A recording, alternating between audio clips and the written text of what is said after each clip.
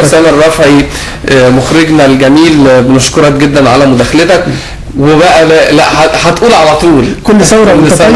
هو مش يأس ومش احباط، لكن واقع ممزق. احنا بنقول ان يعني بنتمنى ان تؤتي ثمارها يعني، لكن دايما الشاعر لازم يكون صادم، يعمل صدمه، يعمل تشك كده عشان يصحي وجدان الناس. كل ثوره وانت طيب، قالها مش عارف بيقصد، كان يعاتب او يطبطب. كل ثوره وانت طيب، قلت وضح. قال شعاع الشمس زي ما جه مروح، قلت وضح. قال ظلام الليل ماهوش قادر يصبح، قلت حدد. قال مفيش في الضلمة أي طريق محدد، قلت حدد. قال إذا زاد الضباب إياك تسدد، قلت أنا عايز أمل مش تريقة. قال مفيش طرح في أراضي مشققة، والكلام عنك وعني، عن بشر عايشين حياتهم على التمني، بس مذاهبهم سكك. مش ده اللي حاصل؟ زي طير بالوهم بيعبي الحواصل. كل ثورة وانت طيب. كل ثورة وانتم طيبين. ننقل بقى على الفيسبوك يا دكتور طارق. ننقل بقى على الفيسبوك. الفيسبوك تجربته هايلة جدا. يعني علمني حاجات كتير جدا، وعمل نوع من التواصل مع الناس كتير جدا. ودخلت في تجربه يمكن حضرتك لاحظتها. أيوة. ان انا اكتب على الصوره. ايوه بالظبط. ان انا اختار مجموعه صور واكتب، اعيش الصوره قوي واكتب. فالمردود عند الناس بقى جميل لدرجه الناس بتهيألي ان الصوره دي معموله الكلام ده والكلام ده معموله الصوره دي. هقول حاجات منها اذا سمحت لي. اتفضل. صوره عاديه، ورده مرميه على رمله. حبيت اعمل منها حدوته. ايوه. وتخيلت الورده دي مرميه على البلاج ليه؟ فكتبت قصيده سميتها ورده تايهه على البلاج. من لحظات كانت نفس الورده في ايدها، شايله الشوق من عندي ورايحه اليم وردها.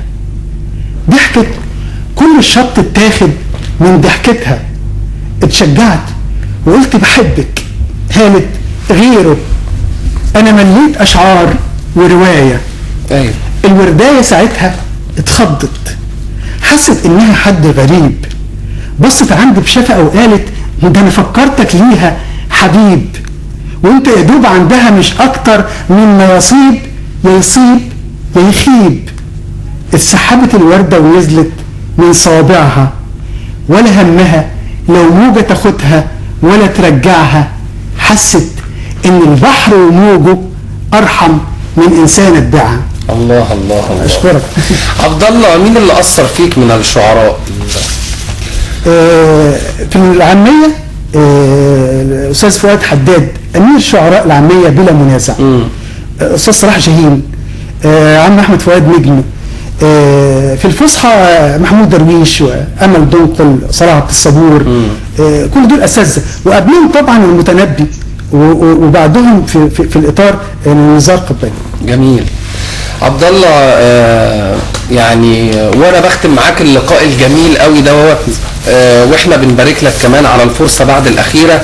انت قلت فركش يا جماعه، خلاص ستوب، مش عايزه كلام عن سيره الحب.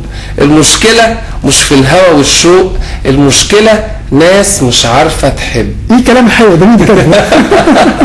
طبعا برضه كانت صوره ليا. كانت صوره برضه لعبد الله. الناس فعلا ما بقتش عارفه تحب.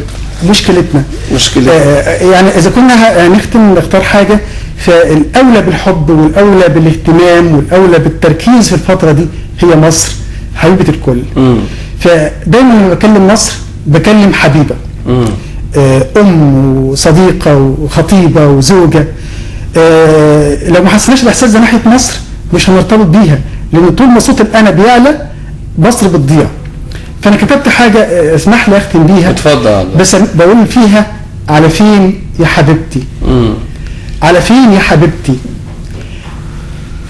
ايوه يا مسكينه يا ورده حزينه، بقول لك انتي على فين يا حبيبتي. مش عارفه الصوت من كتر زعيق الناس حواليكي.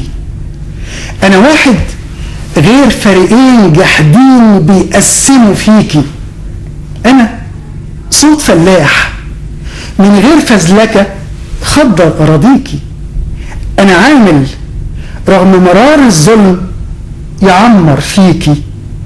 انا عم جمال، انا عم جمال اللي واقف على عربية فول. انا اخر واحد يقدر يتفلسف ويقول انا اخويا الشبعان حيرة هناك مش لاقي وظيفة.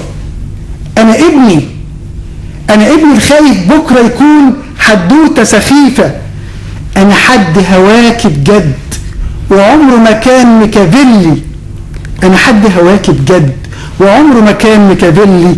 انا 1000 سؤال عطشان لجواب والحد يقول لي على فين يا حبيبتي. الله الله. الشاعر والاعلامي عبد الله عبد الصبور، بنحييك جدا على الفرصه بعد الاخيره، احنا كلنا في انتظارها. بنشكرك على اللقاء الجميل ده ونورتنا. اشكرك جدا وشكرا جدا، ودايما يا رب الفن اسكندراني.